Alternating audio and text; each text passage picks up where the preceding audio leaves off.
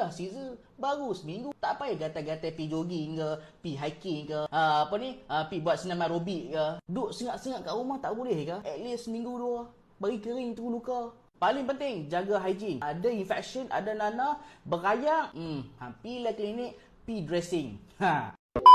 Dekat sini saya nak bagi tahu dengan Mama Thrive, kita ada certified postpartum therapist di mana boleh menjaga mami-mamis. Kita memang seiringkan medical dan rawatan tradisional.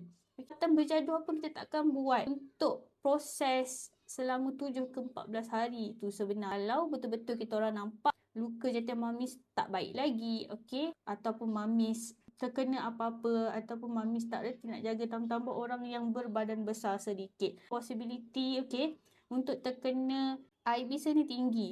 Bila lapisan perut kan terkena dekat bahagian luka, so kadang-kadang berpeluh and all, tak lap kering. Itu sebab kenapa tiba-tiba akan terjadinya infection.